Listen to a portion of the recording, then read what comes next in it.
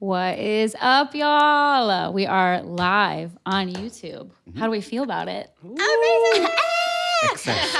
We are coming at you live from Eastside Studios down here in Austin, Texas, celebrating Rich's final NFT release. Yeah. How are we feeling? We're live at 12 p.m. today, yeah. Yep. All 20 is out, so go check them out. Cool. Super proud of them. All of them are out. And so this drop was another 5. And right now what's available are the originals and then 20 prints. And then remind me again, the proceeds go to a fund. Yep, so we have a Young Creators Art Show at the gallery that we will have in September. And all 20 artists that we select from here in the city, local artists, will receive a scholarship from that fund. Amazing. Trying to give back. We love that. So if you haven't yet, there is a landing page where you can find out all the information about the drops. You can sign up for the Discord channel, ask any questions that you want. That is nfts.richesart.com, nfts.richesart.com, if you don't know how to spell. Shout out to Mission Labs. She can spell. Yeah. And straight up, shout out to Mission Labs, who has been kind of facilitating this entire minting process. Incredible to work with, good people all around. Yeah. We love them. If you guys are artists out there and you want to get your stuff minted, you want a company to help you out with that, shoot me a message. I'll hook you up with them, and maybe you can make it happen. Definitely. We love it. And then, of course, we've got Rich and we've got Marisa and Jeremy here with us today. Howdy. Howdy. I'm so excited to be here. You fucking huh? Hi. So for people who are just kind of tuning into what we've been doing, over the last few weeks, we have been gathering to celebrate the releases of Rich's NFTs. So we've had several themes that we've gone through, all celebrating just like the complexity of sexuality and confidence and exploration and communication, all the things that are required to really be vulnerable. And so this week, we are discussing identity and exploration. And of course, all of these are on YouTube. So if you missed it, go ahead and check it out, subscribe, you'll get the list of all of them. But yeah, identity and exploration this week, which I'm really excited about, and especially to have y'all on board. We love it. Even like our brief like talks before, I'm just like, wow, you guys are in for it today. So I would love to kind of start off with just a little background on you both. Marisa, we'll start with you. Who are ya? How you been? What's going on? Hi. My name is Marisa Rivera. I am an Austinite. I've been an Austinite for over 20 years. And I wear a lot of hats in this city, personally and professionally. But I think the easiest way to sum up what I do as a therapist, as a curator, both of music and art, as well as a philanthropist, I love to create space for folks to really delve into intergenerational healing, as well as creative expression, and just building authentic community. And so whether I'm working with the Sims Foundation on the board of directors there, or as the director of partnerships for Of Color, or in my own private psychotherapy practice, that's really what drives everything that I do in this city for my people and for all folks. Straight up. Amen to that. She's a beast. Honestly. It's like, it's so nice to know you. Yeah, get with it. So nice to know you. Jeremy and I actually met like through a project that we collaborated on for Of Color, Queer Black Voices. Yeah, and film. You want to talk a little bit about that? Yeah, so I guess it's next talk about me. Hi, let's I'm do Teal, and I am an artist all around, just a creative that it takes on any project that I feel I can succeed in. That's the best way to say it. So from painting to photography, which is probably the thing I get paid for the most is photography, but to floral arranging or sewing or whatever. It's just like there's this great meme going around right now. It's like, I'm gay, so what the hell? That's kind of how I feel. Like, I just feel like I'll figure it out. And most people love what I produce. So I decided in December to quit my 9-to-5 and start my own creative firm, Jeremy A. Teal Creative, where I just take on projects and I get to spearhead things on my own. And it's so much fun. And it gives me time to do the things that Marisa was talking about, is being that cultural helper, like making space, making sure that people feel like they have somewhere to go and be themselves. But also taking that, because I'm not a data person, but I do come from the nonprofit world and I like writing grants. So I know that you have to have proof of concept for so many things. And I love to make a good summary of what was talked about, what was something that came up, where can we go find funding for that. I do that, and Queer Black Voices, as an artist and a lover of artists, Queer Black Voices, which is a program of the Gay and Lesbian Film Festival here known as AGLIF.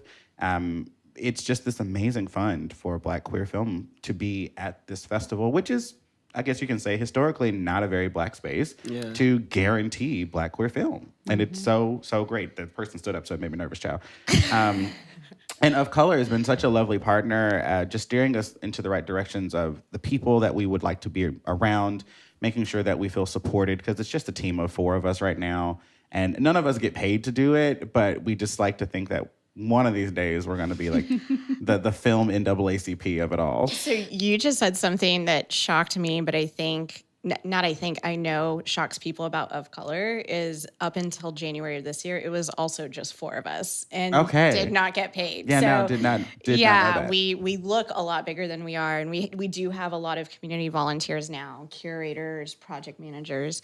But it's amazing what a team of just like people see like the glitz and glamour of it, and they're like, "Oh, surely this is so incredible. It must be well funded." And everyone's like walking around. It's like that's not just like how we broke it even. starts. If you're that lucky, means you're doing a good job. Even. That means you're doing a good job. Speaking of expectations.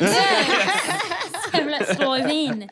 Okay, so like we mentioned, this week we're talking about identity and expectations. And so I feel like society has this way of telling us what's right or wrong, who we should be and who we shouldn't. And so much of our adult life, in my opinion, is this process of like unlearning what we were told we needed to be and who we should or shouldn't be, and then stepping into actually what we are, what feels good. Like, what the hell does my skin want to like wear actually?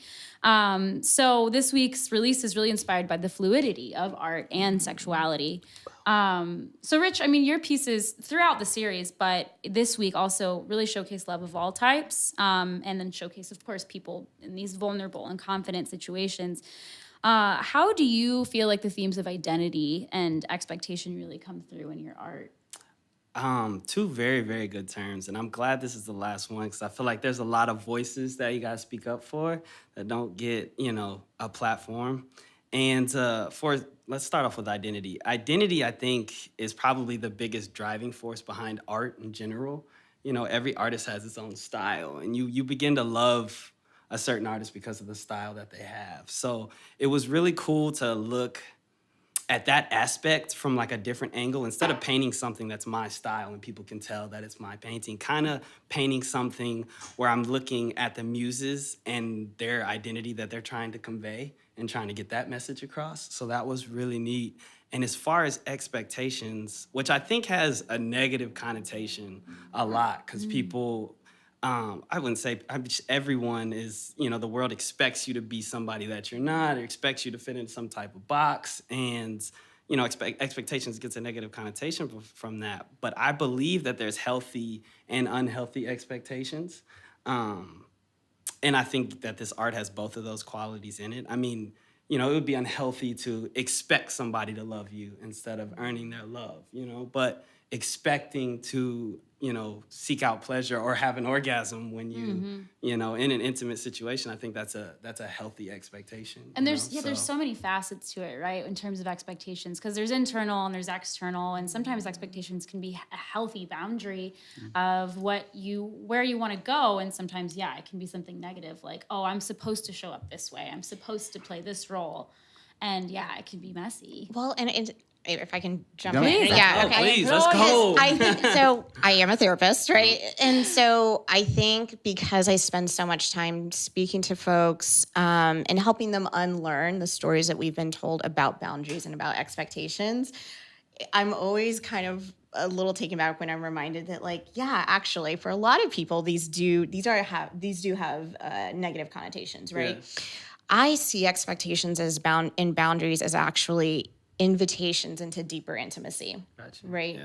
Because when we have verbalized expectations, when we're clear with expectations for ourselves and we put those expectations into the common energy, right? When we speak to what is authentic to us, we set the table for transparency. Yeah, going back to communication. Right, back to communication, right? Boundaries, too, are an invitation. And I think a lot of people think of boundaries as like a wall, but boundaries boundaries actually have the capacity to not only build intimacy, but also open doors, give truly. power, right? You know, when you set a boundary, it doesn't have to be rigid, and it actually puts you in power and it puts you control, and it invites the other person. It lets them know And to how, reflect on their own right, as well. exactly. Yeah. It's all and it can be an invitation, right? Right. When boundaries are rigid, that's not really a boundary anymore. Yeah. It That's becomes a guessing game. It's a right. wall. Well, that's avoidance, right? And that's not what a boundary is. So, but I think to your point though is that we don't really delve into the deeper aspects of these words, and we just toss around these words without really kind of reflecting on like the deeper Some meaning of Instagram them. meme told us that this was not okay. You know, Instagram therapy, good in a pinch. It's okay. I always tell people use more words, right? Like or another thing I love to say is don't give me a movie line. Like don't do that to me. Why? God. Because I'm going to ask you to use more words. Yeah. And what that means is make more sentences so I can understand what it means for you. Because saying something like, "Oh, I have healthy boundaries," well, that's a lovely sentence, Yeah. but Tell what the me hell how. does that mean? Yeah, right. Yeah. Right? And because like my boundaries are mostly checkpoints. It was like, I'm just, all right, hold up now. You did this thing. That's great. You're going to pass this checkpoint. I'm just letting you know from here on out. It's going to get a little more intense. Right? So it's just a checkpoint. And there are walls that exist, but I like to think my walls are behind Paper me. mache? Like they support No. me. Yeah. Right? Like I like to think that my wall behind me is just like this thing that You can rest I can on. chill out Yeah. and just be in my own space. But yeah, I always say use more words. It annoys the crap out of me when people just throw a movie line at you. It's Oh like, yeah. Yeah. Been there. And I do think It's with rehearsed. yeah, I think with social media too, and I love social media. I'm a fan of social media, but I think we latch on to these catchwords and phrases and don't really consider like what they mean to each person. And the fact that they are like expression is fluid. Yes. Like the very nature of expressionism in art, right? relative. And it's relative, right? And it's fluid. Speaking of like the fluidity of it all, Marisa, I know that you do a lot of work with individuals who are trying to understand themselves and just kind of what's led them to who they've become. Would you say that, talking more about identity here, would you say that it's something that shifts? Or do you believe that like who we are is always there? We just are like doing the work to unlearn and remove boundaries or add them? I think yes, no, both, and all of the above. Exactly. Left, right, up, down. Well, for- because identity is dynamic across the lifetime, like sexuality, right? And I think when you think about identity and whatever names, whatever locations you find yourself at, whatever intersections you find yourself at when it comes to identity, again, it's really about connecting to what's authentic to you in that moment, in that era, in that season of life, and giving yourself the permission, giving yourself that compassion to be fluid, right? So there are core essences of self that go relatively unchanged, right? Whether that's like core beliefs, core values, but you, based on experiences that you have in community with others, in experiences with yourself, you should be allowed, to adjust, to shift, to learn, right? Yeah, As you totally. unlearn, you learn, Yeah. right? And so you owe need it to to yourself. update. Oh, this What's this going is on? mine still. This is not. We Right. love you. You serve your purpose. But I'm Right. gonna put you over here now. But I think like when we think about identity, we tend to think about identity in terms of how it is going to be received and interpreted by other people rather than how identity is going to best serve us in our own authenticity. yeah, and path. Right. Totally. And if you're doing that, you never stop learning. Right. Yeah. So it's shifting from that like external gaze to that internal gaze. And both have their value, right? Yeah. It's important to check in with the external gaze, get that social contract feedback of just like, oh shit, okay, that was not Yeah. the move, right? And at the same time, stay grounded in that internal process, right? So, when we're talking about identity being dynamic, it doesn't mean that it's just like constant going back and forth, but there is like an ebb and a flow. Well, just like life. I mean, everything comes in phases, and it's like nothing is at all times. I mean, all my the things. practice is called Hola Wellness because hola means wave in Spanish, right? And so for me, wellness is an invitation to find how you want to ride those waves of life, whether it's in terms of identity, transition, experiences, trauma, healing, right? Yeah. Yeah. What is your surfboard? Yeah. What, to Surfboard. Beyonce. To quote Beyonce. I know. I'll be out very soon. As soon I'll be as out I very said soon. Interested to it. hear your Jeremy Yeah. as well, like how you feel about just identity and the ebbs and flows, I really baby. wish that I had been given not just the word identity, but the space to be able to identify. Because immediately, as a tiny person, I was told don't. Because I think the adults in the room knew that there was way more person in that little body than maybe the other 12 people that were next to me. It's like, okay, this is gonna be a lot. Let's just see if we can wrangle it in and just make it 18 and it can go and do whatever it wants. Right? I really wish that would have been, someone would have just set me aside and said, okay, baby, guess what? You're going to change often. Like today you're gonna love music, tomorrow you're gonna love flowers. The next day you're gonna want to be a fashion designer, the next day you don't want anyone to ever talk to you. And that is okay, because that's my identity. That is a part of how I express my art, my love for people, my love for self. That's so important. Isn't it? It's just like I really wished I'd have had that, and now having it and purposefully giving that to people and stopping people. Because like we were saying earlier, I am an expression warrior. If I see you making yourself smaller to make people comfortable, don't do that. Don't do that. You know why you can't do that? Yeah, you know why you can't do that? Because you're unhappy right now and you'll continue to be unhappy. And what I'm not going to do is have this conversation with you again. I know it's selfish. I know it's just really selfish. But I'm not doing this with you back and forth. Yeah. You said you don't want this. You don't enjoy this. This is not benefiting you. But every time I see you, you got to complain about the same damn thing. The hell is going on? I tried. I gave you the tools. Yeah. I told straight you up. what to do. Show up. Be you, boo. If they don't like you, And that's Fuck 'em. love, holding people accountable Yes. for what you know is the truest form of themselves. And it's so difficult to watch anyone who's like lessening themselves, you know? And we talked about confidence last week and just how important it is. Also surrounding yourself with the right people who will hold you accountable and like make sure you show up the ways that are in alignment with you. I do want to acknowledge and perhaps throw not exactly a caveat, but I do want to acknowledge the fact that safety has a role to play in this, right? And Absolutely. you and I grew up in a different era where like it was dangerous for us to To be identify fully as you. queer. Well, Yeah. and queer wasn't even a word that we really used back in you the 90s. wouldn't have used it in a positive way. Not in a Yeah. positive Yeah. way. Not in a positive Yeah. way. So Were y'all both in Texas growing up? yeah, Dallas. yeah. Even Yeah. worse. Well, and then, you throw on other, intersections of identity, right? With gender, with socioeconomic class, All the with above. color, right? Yeah. And race. And so being able to lean into the identity journey is not something that everybody always has access to at the same time, right? Absolutely. And so I totally 100% agree with you. And I've learned that I've had to give grace to folks because perhaps they have not ever felt safe enough to be able to like stand fiercely in that self-acceptance, that radical acceptance and love of self. That's so true. Yeah. That's why it's important to keep giving those platforms.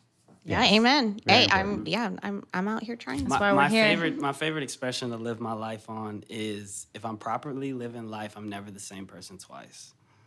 And so I like You're that. it dynamic. goes into the wave. I think that one just went over my head, but I believe it's great.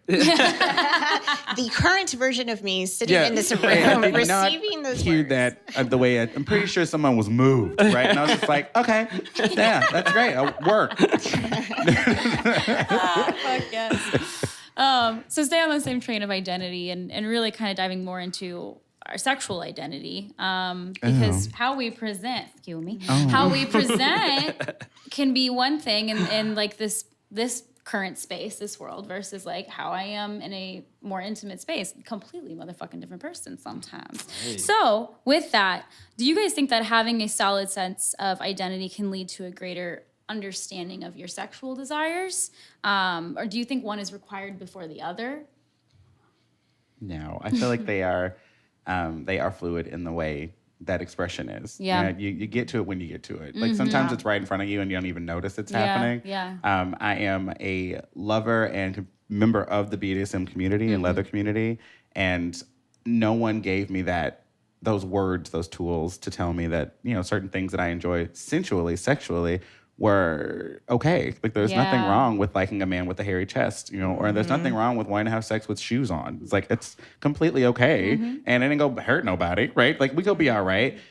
with that being said, had I been able to explore those sexual pieces or those kinky pieces, I feel like I would have gotten to my art faster, or I would have gotten to the love of my non-kinky self faster. You just show up in a different way when you figure it all out. Like you start piecing it together. It's like, I've always been like this. Okay.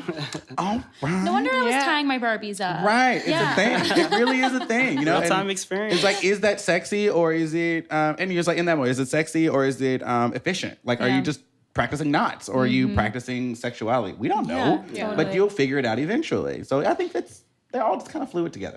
Part of the process. Yeah, and I would agree. And I think even at different points of even one person's life, right? Like one may come before the other at different times in a person's life. I know for me, at different points in my life, sometimes my sexuality or even my sensual practices, like with dance, so I'm a dancer.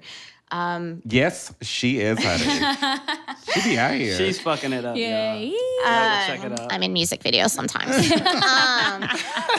But, you know, sometimes like that has informed then like my next step of growth in my identity as a person. And sometimes it's been that emotional work, you know, diving into my identity and finding those words, finding that language that then informs and empowers how I'm able to show up in sensual and in sexual spaces. And communicate that. But I think overall, like again, to come back to something I said earlier, it's about safety, right? And I talk to folks all the time that a lot of healing can happen in relation with other people, right?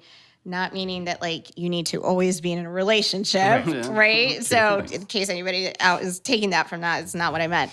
But when you are able to be in safety with someone, right? Whether that's emotional safety, spiritual safety, physical safety, environmental safety, and at the same time, give yourself that space to deepen into your identity, deepen into your sexuality, boom, like you've recoded something, right? Totally. And also like understanding that it does shift. Like, you know, there's times, and we've talked about this, where sometimes I'm like very much in my masculine and I'm just like, zah, zah, zah. Sometimes I just like want to be safe and like feminine and like, tee-hee, you know, and like not saying that either is right or wrong. It's just, it's an ebb and a flow. And having the safety to be able to explore both and to be both and all the above. Yeah. And I think like binary, and I could go on a whole other tangent about colonialism and how we even got to like binary structures in this country. Another time, another talk. Well, we will talk about that. Okay. Don't you worry.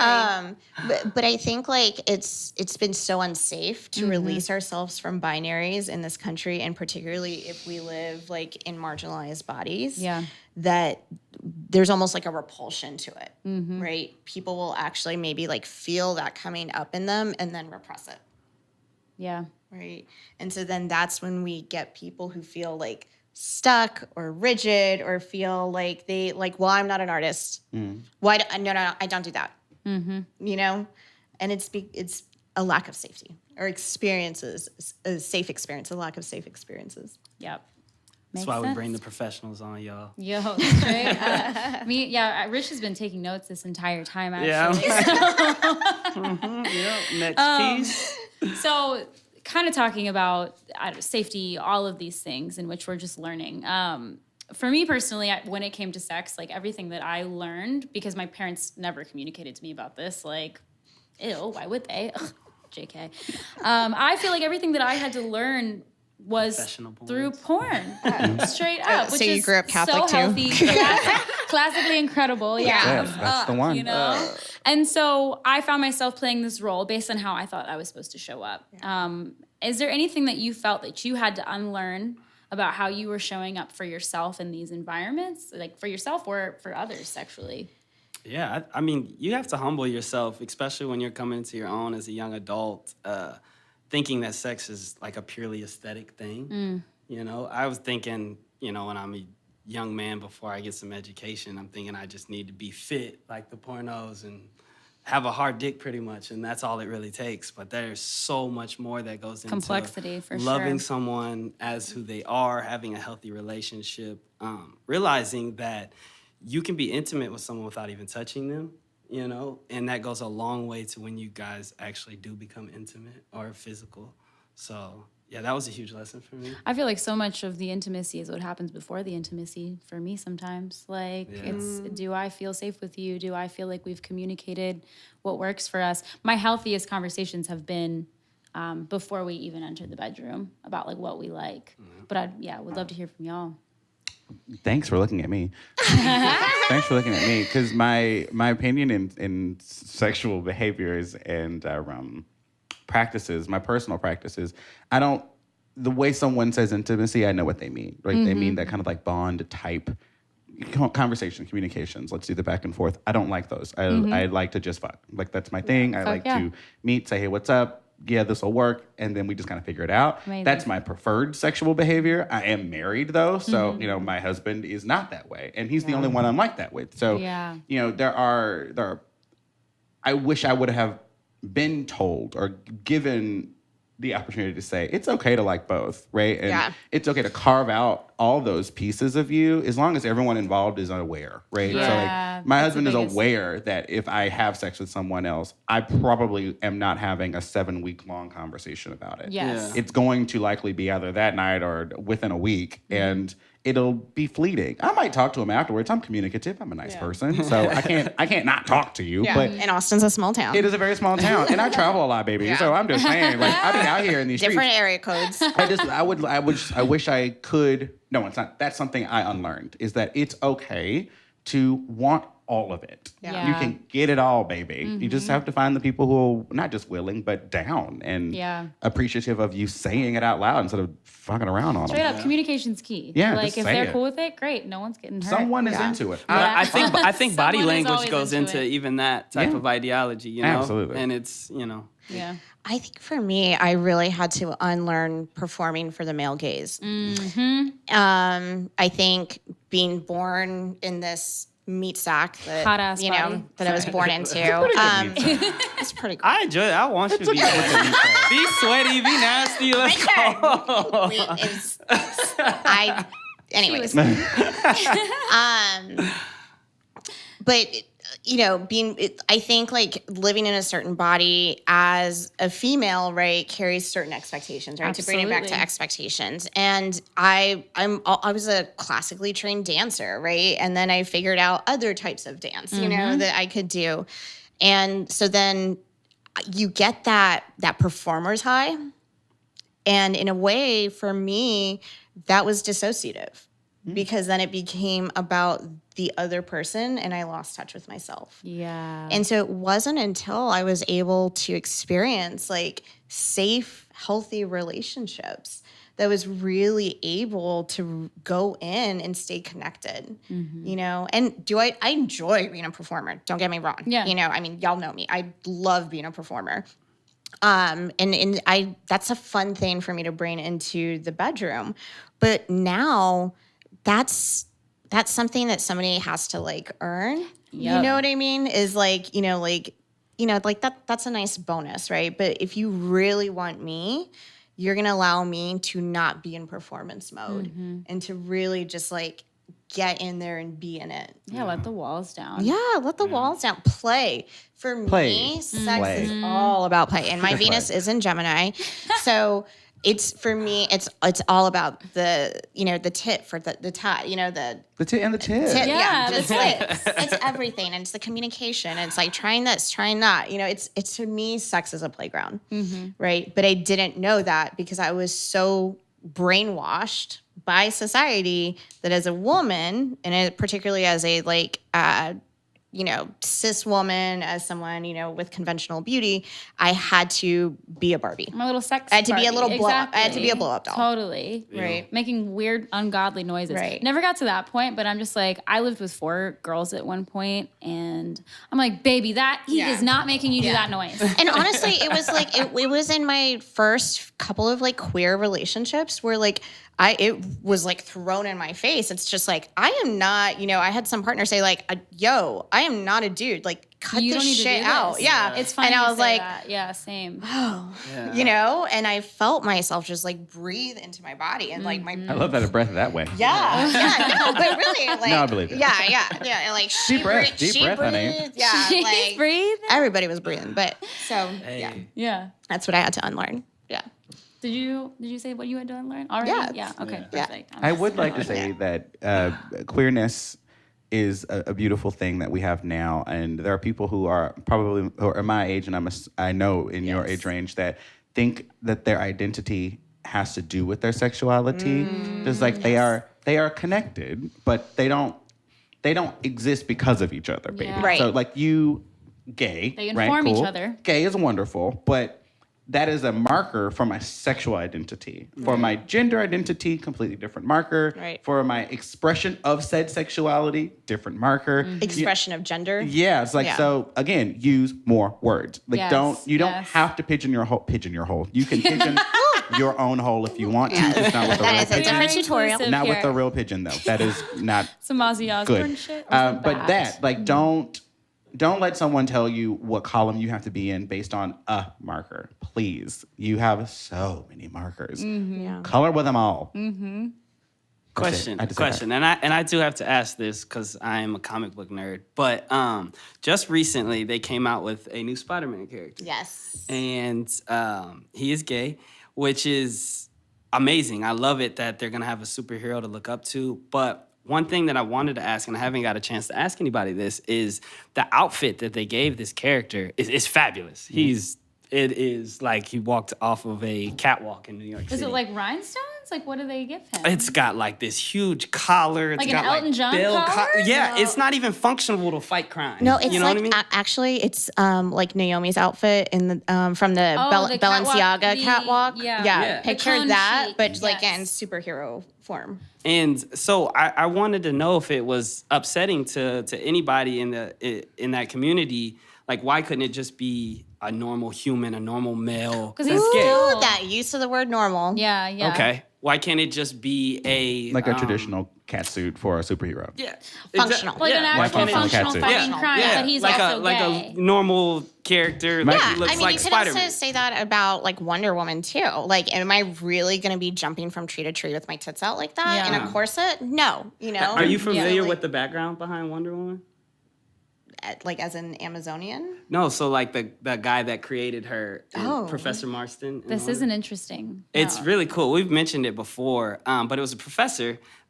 He was married, and he fell in love with one of his students, and they ended up in a three-way relationship. But he was in love with both of them, but they were really into BDSM, and so he took qualities from both women and made Wonder Woman, and that's why her outfit looks like that, because it's the outfits they used to wear, Right. the ropes, the clasps. Oh, I'm into it. I'm Yeah. very into it, right? But again, from a you functional could make that perspective, argument, from a functional Yeah. perspective. Can you Yeah. actually fight crime? I in would that? say the answer for, wait, not answer. I would be on the, I don't give a shit, it's a cartoon. Yeah. But Yeah. I would also be in the, why the fuck not? Because that, in my mind, putting that on is how I fight crime. And Yeah. also, Okay, I okay. think each and And every that's what I was wondering. one of y'all have seen me walk miles in 6-inch heels. Yes. So, Yeah. like, you know. And you could fight Sure, crime in them. sure. I've seen it. Right, actually. exactly. I Yeah. have fought crime in 6-inch heels. Yes. So, Absolutely.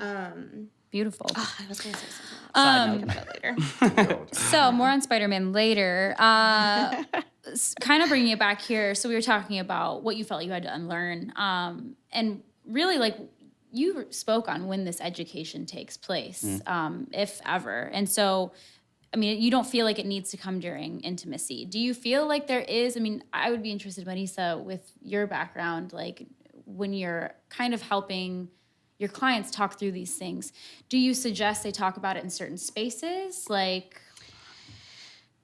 Yes. So I think a lot of this has to do with the practice of vulnerability. And let me say this. There is a difference between transparency and vulnerability. Transparency is rooted in cognition. I think that Vulnerability is rooted in emotion and it's heart-centered. I'm feeling, right? You're exposing a deeper part of self. And so I think it's important to speak to your process, but in safe relationships, going back to this idea of safety, right? Vulnerability is a beautiful gift to put out into the world in appropriate spaces. And I think a lot of people do in fact get hurt and get re-traumatized when they're encouraged to just like be vulnerable without boundaries or be vulnerable without considerations to safety, right? when we've all experienced someone who's just like a Taken little bit advantage too of open that. of a book, way too early, and it's uncomfortable for you as the receiver, but it's also unsafe for the person, who's experiencing that. So yes, I think I answered your question, Yeah. right? Okay. That's great. And I feel like I missed the question because I love your answer, whatever the question was. So can you say it again? Of course. So when do you think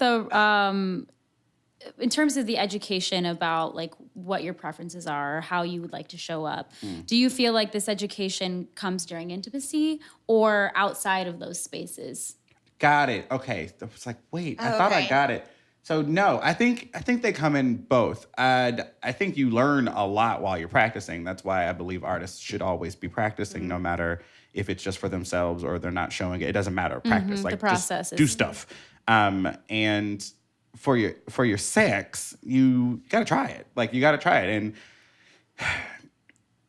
you have to try it in safe spaces, or whatever you deem safe spaces. is. Exactly. And you have to try it with people you trust. If there are people involved, sometimes there aren't people involved. Sometimes it's some shit you want to do to yourself. Do it, sis. Hey, extremely important. Yeah, I think that it's back and forth, and also on the outside of the, let's just call it a bedroom. I mean, who has sex in beds anymore? But do some homework. Yeah. Read. Watch a TED Talk on it. Listen to shit like this. Like get some outside perspective of maybe around the topic you're trying to explore, because it will help you when you're back in the sack. Workshop it. You can workshop it. Workshop it. Yeah. When we're talking about safety a lot. Yeah. Right. Safety does not always mean comfort. You have to safely lean into discomfort in order to grow. I mean, sometimes people are into the discomfort. You know? Yeah. I mean, yes. It's true. I mean, and Yeah. there is a such thing as like, the painful discomfort and painful happiness. Like, so. Right. But again, like that has to do with staying connected to your body. Absolutely. Right. And knowing like your own limits as you go into these different processes, whether in community with other folks or in community with self, right? You first got to feel like, what is my comfort point and what does it feel like to go an inch past that? Have a little toe in. Right. And then what does it feel like to go, like when is Reach too out. far? Yeah. Right. And that's where you really need to be careful when you're really on kind of like the edge of the reef, I'm in the deep end. I think there's probably someone listening, and I'm always the person who tries to make sure there's a complimentary conversation happening. But I can tell you right now, vulnerably, that Yeah. I'm stepping back. Yeah. I'm currently stepping back, not just sexually, but expressively and artistically, because I feel that I'm the person that gives too much at the top, right? So when a person meets me, it's just like, my name is Jeremy Till. It's very nice to meet you. Here's my email address, my phone number, my website. These are my friends. This is my favorite color. I do that because I want that in return. Like I don't want to know you for 8 years and have to know nothing about you. Yeah. It Yeah. bothers me. But I've noticed in that, in the life that I've lived, it has not always served me wonderfully, right? Yeah. So I'm stepping back. I give a little bit, get a little more.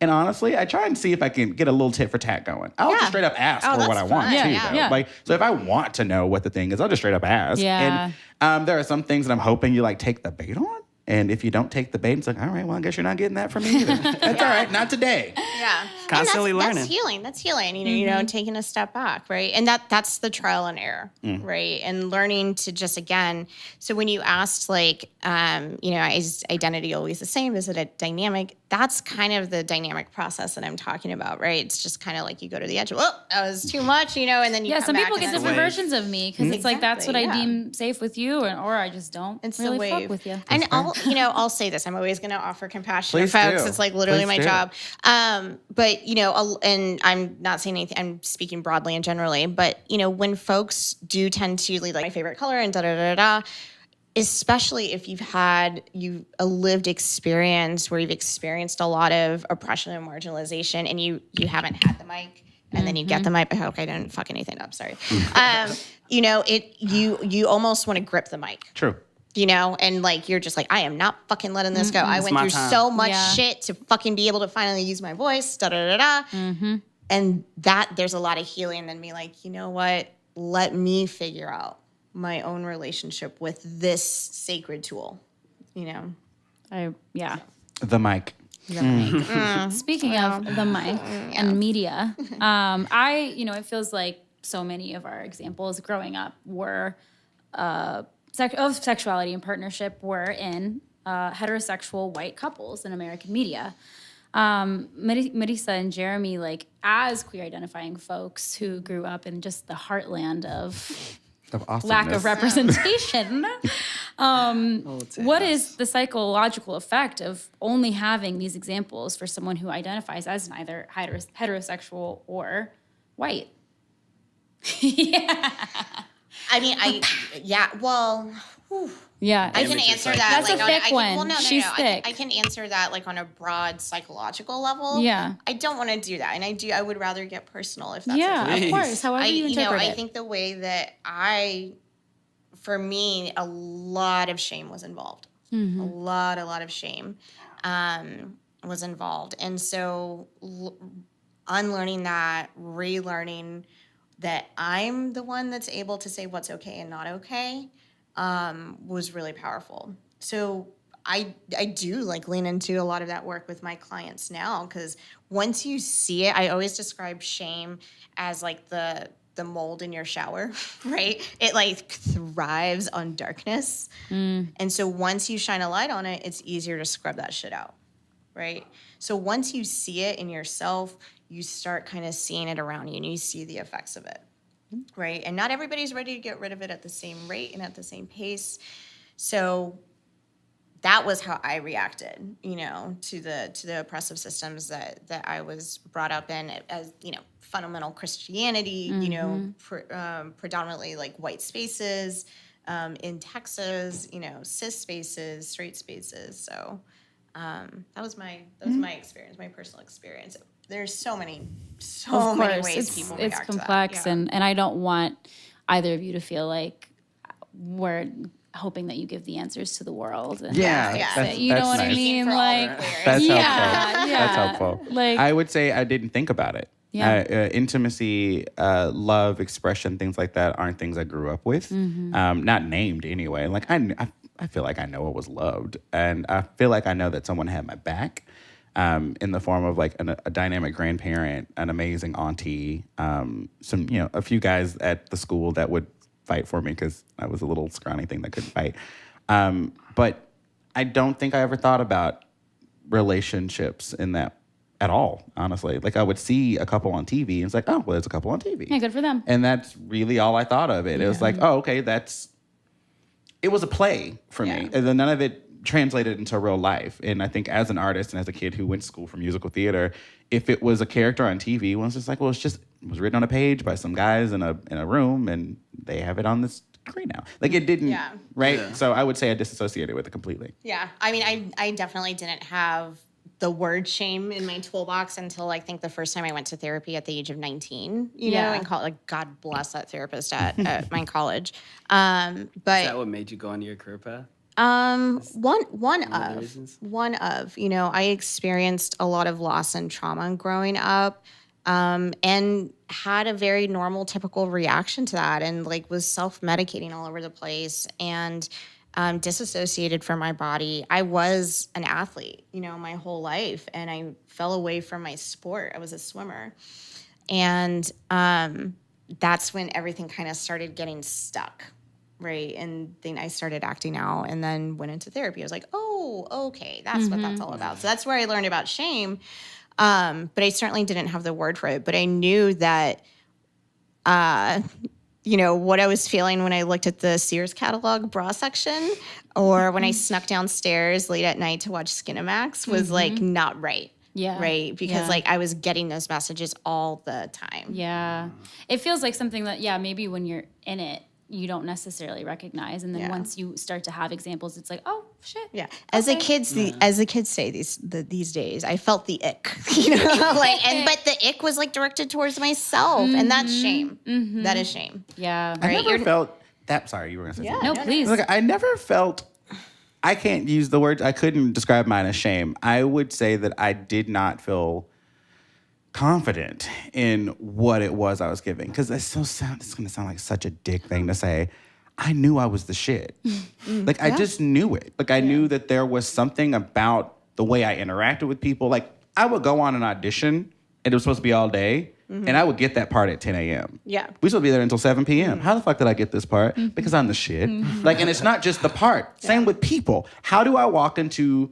Let's just say I walked into a Minyards. It was, if anyone knows what a Minyards, it's a grocery store.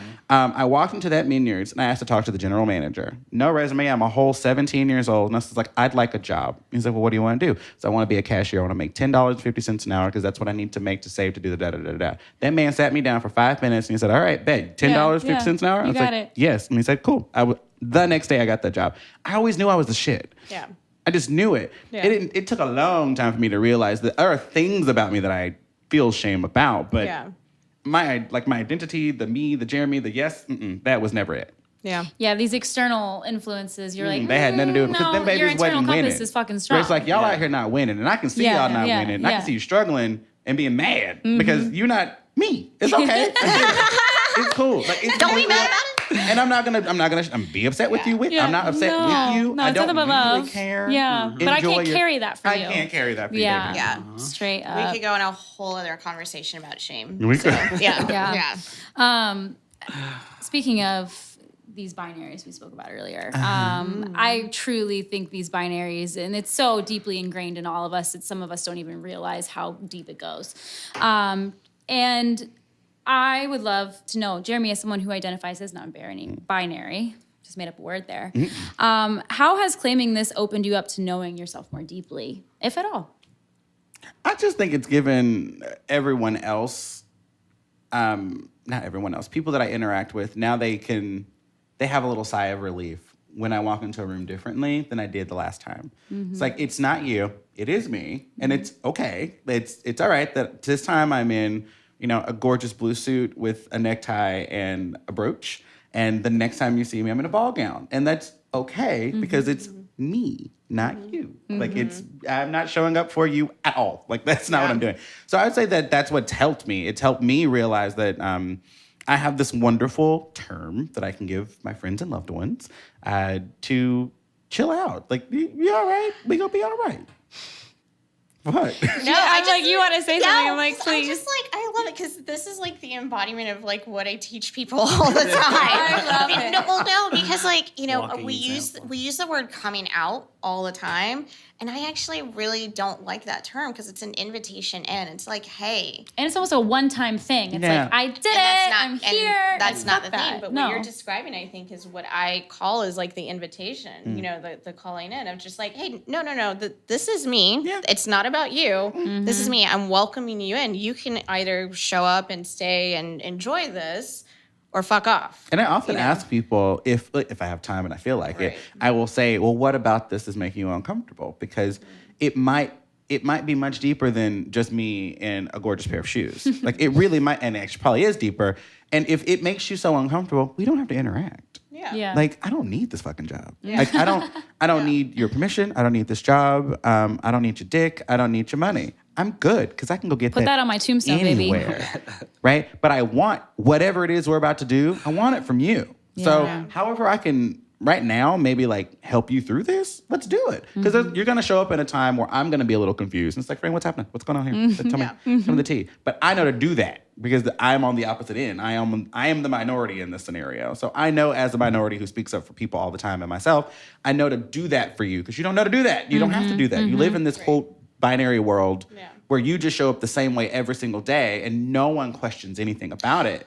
Well, and you as an individual have the capacity to do that. It's Correct. not necessarily like our jobs as folks in Correct. marginalized identities to do that. Correct. You and I happen to be people who are very comfortable doing that. Yes. Yes. And it I mean, does just get being off a yourself little is bit, such an not gonna lie. invitation Yeah. and of people to explore that for themselves, Like, oh, I love it. Yeah. Yeah. It's Being we're the here. example is great. Being a positive example is really great. And I also love, like I said, I love being the contrasting. What about a bad contrasting example? voice. Well, that too, right? Like, be what the quote bad example is Yeah. sometimes because Yeah. your bad, it works out good And for someone you in the else is end, baby. good. Like, it's just the truth. Amen, baby. Rich, you had mentioned that a lack of understanding in your own identity prevented you from kind of having the confidence to create these more erotic pieces at first. What changed to get you to be able to create like this? Is this where we get to talk about the sweet meat? Sweet. I'm sure a lot of the users were. Okay, keep going. Sorry. You're gonna have to explain the sweet meat. Like, It's just funny. Football nickname, Sweet Feet Samuel.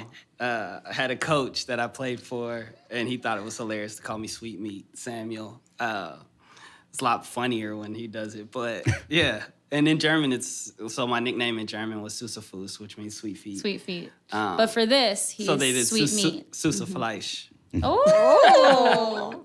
Sounds Okay, expensive. stage Yeah, I know. Them Germans. Sounds really expensive. Okay, so But Sorry, I threw everything off. Yeah. I was doing it for the people, not for me. Taking pride, true identity and confidence run hand in hand, like Jeremy was talking about earlier. And it took to take pride in my craft and realize and kind of say it loudly that I enjoy these things a lot, and I think it's healthy, and I want to express myself about it. And doing the art in the world, reacting kindly to it, was the best, best thing that I could receive from it. So yeah, it was actually doing the work on the inside, taking pride in a true identity, and just going for it and being you. And others can accept it, or they don't have to accept it. But either way, this is me. has it inspired you to want to share more and to want to keep? 100%. Yeah. 100%. Anything else? And like, what's next? You think in terms of this I mean, series? we can't do all that. Okay, we'll keep that for next time, then. Rich, you did say something while we were discussing this theme originally, and you said internalized expectations are the killers of creativity, which I had interpreted as creating these stiff expectations of yourself can prevent you from allowing yourself to fully explore the process of creation and what's 100%. working and what sticks. Jeremy, you're also a photographer, producer, creator extraordinaire, all the things. You're like, I'm Fran. does this ring true for you in terms of just like creating such stiff, rigid expectations, or does it help you in a way? Sometimes. I mean, there's some parts that I do have to do for my own ADHD, which is give myself a timeline or a deadline to get something produced. Otherwise, it will be the night before, and you will get what the hell I give you. And it'll be fabulous. Like, you'll love it, but I'll be stressed as shit giving it to you, like right? a monster until then. For me, I have my process down. But no, I do believe that being so rigid with what you're supposed to produce, or saying this is what I'm gonna give you before you even start, terrible. Just terrible. You can say you want it to be on a canvas, right? Give yourself some parameters. Like, my God, don't go from the canvas to the glass table. But at the same time, why the hell not? Like, if you have it on the table and it's like, it needs to get bigger. Get bigger. Go crazy, because it is art. It is creation. There's no right or wrong, yeah. Well, and that's an example of another binary, right? Start and finish. Like, baby, there's like so much more to it than just like, Maybe there's everything going on up in here. Yes, Don't box me in. Yeah, when you divorce yourself from the process, right, that's when you really kind of drive that disengagement from like body, from the somatic, from the emotion, from like all of the information that this has to offer you and the world around you. Absolutely. Right? Yeah, because something works different. Everyone's yes and right or wrong is just different. I did video production for a while, and I worked with people who went to school for this stuff. And I came in, and it was just like, I had no fucking rhyme or reason. I didn't know the name of that. I didn't know what that effect looked like, but I was just in there making shit happen just as quickly. And that pissed a lot of people off, I feel like. But I'm like, okay, well, school is unnecessary sometimes. Anyways, we'll talk about that later. But I just feel like it doesn't matter. There is no, like, this is the only way. This is what you're supposed to do. Like, if the process works for you, fuck it. And I think it's more fun when you make up your own way. Well, then it anyways. makes more sense. It rings true to identity, right? Exactly. Because a job is a job sometimes. And being a creative, your job isn't always being creative. And that's okay. Like, you might have learned to be a nurse, but you're a painter. And that's okay, because the nursing school process taught you how to be a nurse. You didn't need anything other than time and energy to put a painting together. That is you identify as a painter, baby. It's okay. You just do the other thing for a living. Exactly. So what I think you're talking about is what I literally had to divorce myself from in December. I've only been on my own since December, by the way, y'all, and it's going very well. Yes. Is to just lean into the fact that I don't need all of those prerequisites that y'all need. Like you're not you. Like people that aren't event producers, they get freaked out by putting a brunch together. And I live in a brunch in my mind, right? Like I can put it together in 15 minutes. It's not that big a deal. Why? I love brunch. Yeah, like brunch is the shit. Like why is it so hard for you to envision a charcuterie board? Like it's just a board with shit on it. Like go. But to some people, that's not your thing, baby. I can make this happen. That's not like how they this. make their sauce. That's not how you make your sauce. My sauce Exactly. is in there, baby. I got things brewing. Yeah. Right? And it's all right. Like, I'm happy that you're this person. Yeah. Totally. And I'm happy to be this person. That's what works for you, though. That's what works for you, boo-boo. Yeah. And I support Sauce it. is alcohol and pancakes. That's fair. Oh, there we go. Sure. We love that for you. Truly. Brunch is really where it's at. Thank you, white women. I was already hungry Wealthy before white we women. started. Thank We're going to you get for some brunch. food after this, 100%. Start picking up on my grumble. So we have talked a lot about, I feel like, internal expectations, but I would love to touch on external expectations, bringing it back to this Austin art community. I feel like Austin has very high expectations on how artists is supposed to show up to be recognized or awarded jobs in this market. Rich, Marisa, Jeremy, all of you, what can we do as patrons to ensure that we are uplifting the artist without creating such a strict framework for how they're supposed to show up and market themselves? I just feel like something that needs to be spoken about in this community. Sorry. You want to go first? Yeah. I mean, I have so much to say. We probably have two different opinions, too. So Yeah. let's hear it. Well, oh, geez. You know, I love Austin, you know, and I love the creative community here. And I've been so fortunate to be in different pockets of it for decades now. I feel like we have gotten to this place as a city where artists are expected to produce experiences for a mainstream audience that satisfy criteria that has nothing to do with art. It's about a vibe. It's about an Instagram moment. It's about marketing a sponsor, right? And I love my sponsors, right? Like a lot of the things that, you know, I've been able to do in this town would not be possible without the support of organizations and corporations and individuals who put their money where their mouth is when they say, I love creativity. I support art. I support community. But when we focus purely on that and not on why we're there, the art starts to feel like a backdrop. Artists and curators begin to feel like a backdrop. And I don't have the answer for this, you know, but it is something that I want to invite the Austin community and Austinites to really kind of reflect on and perhaps reframe when you're going to events. What are your expectations? Like it, because to a certain extent, it almost feels like Dance Monkey Dance. Yeah, truly. Right? Like I want free booze. I need to, you know, dance my worries away. Live musical acts or DJs. Right. I need something like interactive to do. You know, it's a Montessori experience type of thing. Yeah.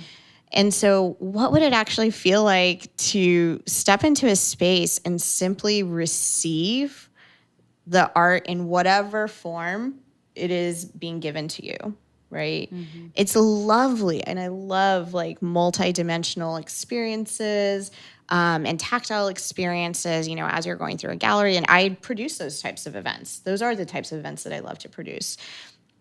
And Does it always have to be that? does it always have to be that? Yeah. And I think that's something us as like artists and curators and event producers are always going back and forth on, is just like, who's our audience? Who are we talking to? Why are we having to cater to X, Y, and Z, right?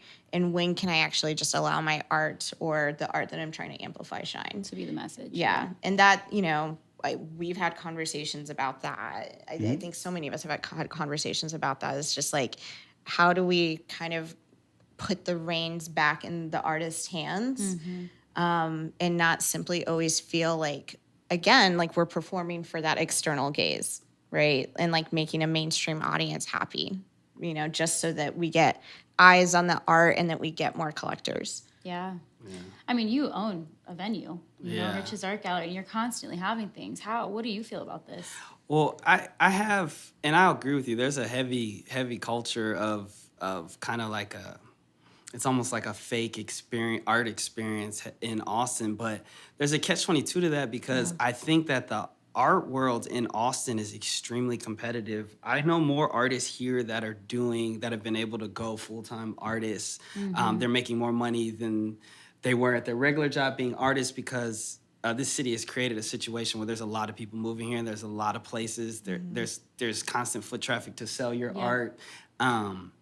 And me, the competitor from the football world, is like, let's rise to the occasion. Like, this is great. I'm here for it. If you want to keep doing events like this, let's match it. I keep pushing myself, my artistic abilities nonstop because that's just who I am. And I think the city, resonates with that. And to go back to her point, I created my art gallery in particular because a lot of contemporary art galleries, contemporary spaces feel inauthentic like that. They create experiences that don't challenge you to think, which I think art is Another supposed to do. Banksy exhibit? Wow. Which I can love Banksy. Of course, I get it. But you know what I mean? So, I created a place where, it feels homey. There's couches, you know what I mean? And you've done an incredible job of highlighting local up-and-coming artists, truly giving them a voice. Yeah, and providing a platform. Exactly, because everyone deserves a chance to sell their art and feel that joy from selling a piece at a better price point that you ever put it at and keep raising the bar. So that's the catch-22 with the situation here in Austin is if you're competitive and you want to hit it and be absolutely fabulous and be the shit like Jeremy, you can come in here and make it happen. Yeah. But there is going to be But you have to rise to the occasion or partner with the people who can help you get there too. Yeah. Exactly. Or organizations. Which I love doing that. I love partnering with folks. I'm not, what's that expression in English? Biting the hand that feeds me or whatever. That's not what this is about. But sometimes I do worry that it almost feels like we're cultivating a party culture and not something really rooted in storytelling, in exploration and in authenticity. I mean, that of color, that's one of our core values is authenticity. Yeah.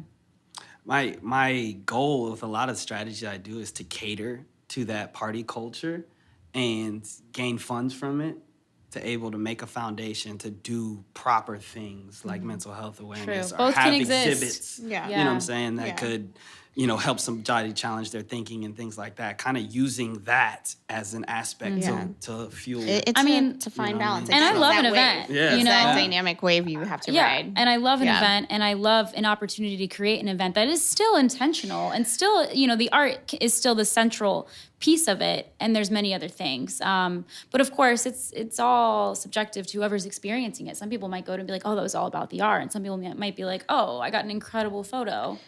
Yeah, and I think like that's where all of this is coming from is just like I really want to invite people who go to art events to really kind of consider like what is attracting you there, how are you interacting with what's being given to you, right? How does it make you feel? Do you feel uncomfortable? And so is that like why you're taking shots and just like not even paying attention to like what's going on in the gallery?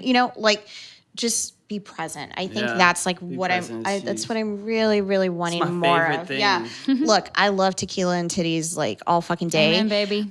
And I also love like sharing with an artist, like what are they trying to put in the world? Yeah. And you can only really take that in if you're present. Yep, 100%. It's my favorite thing. A lot of our events at my place or wherever I go to see somebody not in their Instagramming and present, phone in their pocket, they're reading it, Meeting they're taking people. a step back, they're looking at the art, they're digesting it, they're trying to take the entire experience in. That is my favorite thing because they're present and they're trying to learn from it. Jeremy, I'm curious really kind of, I'm sorry. But I'm curious. For a minute there, I was just listening to a podcast. Like I was in the podcast / video that I was welcome also back, listening baby. to. Tonight. So I'm going to look crazy because it's just like staring around and shit. Are we here? Yeah, we're here. Okay. No, but I'm curious, you come from photography and most recently, like you do a lot like in film, Queer Black Voices, right? And, film, I think to a certain extent, the audience is expected. We're talking about expectations. Look how I did that. But they're expected to be present, right? To like shut up and pay attention. Right? Yeah. What are you noticing in terms of people's like attention and presence when it comes to event production, and maybe particular to film, but other types of spaces that you curate? You know, first of all, I would like to just say that I find the film world very boring. I think I do. I find it very boring because of that expectation of dark room for so many minutes, stare at the screen, afterwards maybe talk to the person, maybe not. That's just so fucking boring to me. Like, because, these films are 60, 90 minutes long. You're only going to get my attention for 3 hours at an event. No shade. Like, if I get there at 7, I'm leaving at 10. I love you to pieces, but that's what's going to happen. So I get that out of the way first. I notice that Black artists, poor artists that are doing shorter films or films that might not be sellable in the market are being shunned and pushed all the way to the side. And they're looking for, it's like they're filtering feature length, how much did they spend, who's in it. It's like you're trying to get a product out of something that hasn't even been created yet, baby. Like, you got to give it a chance, right? And honestly, it's a film. You can remake it. If you love the film and it's only 10 minutes long, you can make 10 minutes 3 hours. You can do it. Welcome to opera, right? It's only 20 minutes of dialogue, and that bitch is singing for 2.5 hours. So I'm saying that I noticed that film specifically is hard to get a footing in, and it's because the expectations are so high for these people who are honestly producing some really fun stuff. As an artist, I think it's fun stuff, but I think the general public would be completely... They would not want to even be involved in it. Or is it like not palatable enough for them? No. It's art. Yeah. It's looking at the red dot on the white canvas and asking yourself, what the fuck does that mean? And to artists, we ask ourselves, what did that mean to me, to other people? What did it mean to that person? Is there an excerpt I can read? To just anybody off of the street, it's like, that's a red dot on a piece of paper. Yeah. Because it is a red dot on a piece of paper, right? Like, it is true. That you have not told a lie. But there was a reason that red dot was put there. So I do believe that what you're saying, why are you going? Like, look deeper as to why you're going and what you're supporting. And then also when you show up, understand that your physicality or you physically being there is you supporting. So I need you to show up to the thing that I'm quite literally putting my heart into. You don't have to ask me 100 questions about it. But if you didn't even look at the fucking picture, what? Yeah. Like, I gave you free Franzia. Is Francia least not you can do. enough? The least you could do is just look at the goddamn picture. You know what I mean? Like, you're on Instagram all day long looking at pictures, and I invite you somewhere to look at specific group of pictures. Yeah. Very upset. On that note, and then I want to get into the art, because I could literally listen to you guys talk all day. Yeah. Are there any artists that you want to shout out that feel like you want to use this platform to be like, go watch their shit, go see their shit? It's a loaded question. Yeah, that's Because like- there's like 100 There's you so have to many. name, There's and then so somebody many. might get offended. I don't have any. Okay, fine. I'd like to talk about organizations if that's Do that. Yeah, Okay. good Whatever idea. feels It's like, good I to don't you. have any specific artists, but I do know, I feel like organizations and myself, period. Yeah. Yeah. Say it. So, yeah, Queer Black Voices, which we talked Yep. about, which is a great Love it. program of AGLIF, and look up AGLIF. It's, I think it's the longest running film festival in the Southwest, and it's the only one that is queer and is putting the energy and money behind Black filmmakers. Amen. Saying we love that. And our committee is Black, and they let me do what the fuck I want to, so I love them. yes. Myself, Jeremy Atiel, is an artist and creative that I think you should use as an example of what could be for artists. I don't have to be a photographer today. If I show up as an event planner, leave me alone. Let me be an event planner. And Beyond Brothers, which is another organization that I started years ago. That's you? That's me. Oh, for queer men of color. And I say men of color now, knowing I mean men of color. When I said it then, I meant Black men. But now I mean like all of our intersections. Because if you grow up in the hood, you grow up with everybody that's in the hood. Like they everybody. And that's just what I meant. Like what I meant was everybody from the block. That's what I meant. So Beyond Brothers is a really great organization that I want people to go and support and look out for. Yeah, 3. There is a really awesome event this weekend that you'll get to see a lot of the. It's exactly what I was going to talk Well, about. we're in it together. Okay, We'll all yeah, be I know. there, We're in baby. it We'll all together. be We're there. featured in it together. Let's go. Yeah, Big Splash at Distribution Hall by Almost Real Things. They have gathered most of the powers in the city for a huge art activation, immersive experience, everything you can think of. Be Saturday. 13 art event production powerhouses coming together to really just celebrate our community, I think, that we've built over the years in Austin, but really just highlight like all the different shit that we do. Like, I'm fucking stoked. Like, I'm over here stressing out about like what like we're gonna do with our little like 16 by 16 square foot space. And at the same time, I'm just like, well, what the fuck are you doing? You know, like every time, I think for the last like couple of weeks that, you know, we've been running into each other, you know, from all these organizations. It's just like, yeah, what are you? And also, what outfit are you wearing? Yeah, Gallery's coming with some heat, baby. No, Let's I go. know. No, I know. But it's, you know, it's beautiful. And you know, Almost Real Things is a really great organization. I'm really glad that they're bringing all of us together. Highlighting And so many incredible artists all the time. so many incredible artists and creatives from all realms of creativity here in Austin. And I don't think they did this like intentionally, but I'm so excited for people to see how many Black, brown, and queer-led organizations do the shit in this town that people don't realize that we do. You know, and I think that's really important. I think that's really important to highlight. Amen. I want to end on that. Well, I would love to talk about your art that got released this week. Hello, wet your whistle. This is one of my favorite parts because you go on an adventure on every one of these podcasts and you learn a lot of different things, and you can directly apply those things that you learned to the pieces that you painted, and they get even deeper to you. So to start it off, the first one is Tangled. I think we got it queued up on the screen right now. This is a beautiful one. It goes into its title, Tangled, because it intertwines identity and expectation, which is our theme for this. But it's a beautiful thing when someone just wants you to exist in their presence. Your authentic self, and that's what they appreciate you for. And say, for instance, you're just laying in the bed. It's a morning. It's a Sunday, Saturday. Matter of fact, this is perfect for me. Saturday cartoons. You know, we're chilling, intertwined, and you know, just being human together. I think that's absolutely beautiful. It's almost like, as far as expectations tied into that, you're expecting the least from someone in that scenario, but you're getting the most from Somehow it. receiving the most. You know what I mean?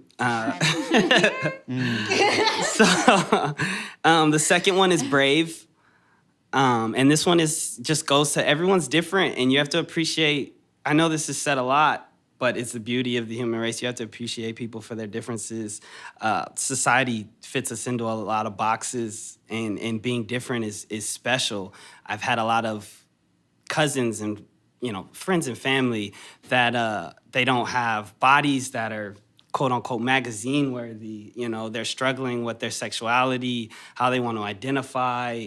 They're lost in the world, and I love these people deeply, and to see them struggle has always been, I've always been like almost an anti-bully my entire life. Most of my fights came from trying to stick up for people because I can't stand to see them knocked down for not being the same as other people. So yeah, Brave is all about that. The next one is Clockwork. And this one is super passionate of mine because I played football overseas for a long time, and it led to a lot of long distance relationships.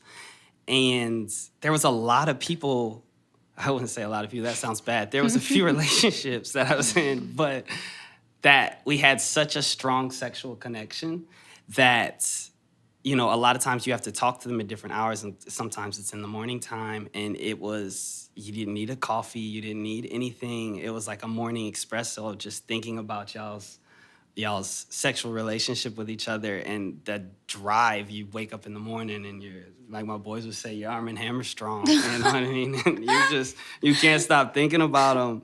And so Clockwork it goes into that. And the expectation from a long distance relationship is super high. You expect a lot from those people. So yeah, it goes back into the terms. And then the second one is Poetry in Motion 2. Now, this is like a series inside of the series. And I'm super proud of these ones in particular because of the work I've done as a human to be better at these crafts. And for instance, this is the second one. It's on the screen now that you can see. And I'm super proud of the learning curve that it took for me to pleasure a woman, going down on her or just anything, learning how it's not the generic sounds that you can tell that they're unauthentic, but paying attention to how she's breathing, how her body moves deeply, making sure that you fuck her mentally before you actually become physical. It's all a part of the process. I honestly, crazy story, I was fortunate enough, because I'm just a curious fucking kid, but I went to my mom when I was like 17, and I was like, Mom, listen, I really want to know how to pleasure a woman. And my mom was she turned blood red, and she was like, hold on. And she went to the kitchen, came back with a glass full of Jack. And she was like, okay. Let's talk. Let's talk. I'm both honored and terrified. Yeah. And, she gave me a bunch of tricks that I still use to this day. But, and Shout out Rich's mom. Yeah. And realizing that they're not, that was another learning curve, realizing that tricks don't work for everyone. Those tricks made this, so, Yeah, thank you.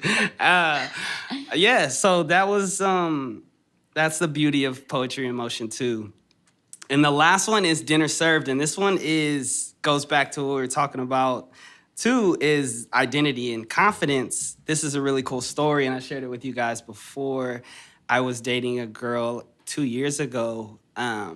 Unfortunately, things didn't work out. She moved, things like that. But I was leaving, working, tired, normal day grind, headed to her house. She said she wanted to cook. I was like, sweet, I'm hungry always. So, and I showed up at her house, like just normal, nothing special on my mind, nothing. And she answers the door in this black lingerie, looking absolutely phenomenal. And didn't say a word, just like looked at me. And I was completely caught off guard. But I just picked her up and sat her on the counter right behind her.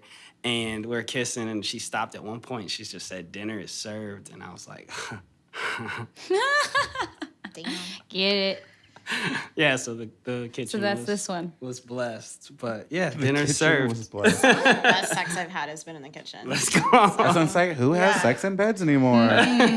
So last year. Nice stop. It's a nice stopover, honey. And I appreciate that confidence. She was authentically herself in that moment, and the attraction is so real when a woman is just authentically herself.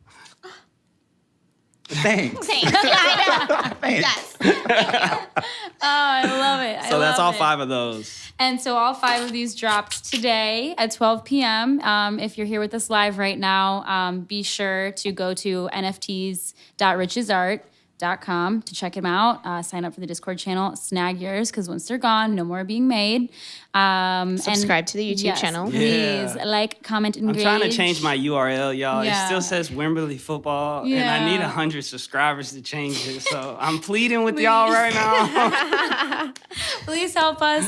Also, again, shout out to Eastside Studios for making all this happen. And then Mission Labs for helping with the entire minting process. If you want And to our learn, guests. and I was going to say, thank you so much to Jeremy, to Marisa, and again, that is jeremyatl.com, and that's Ola Wellness, and then of course Rich's Art Gallery. Check it out.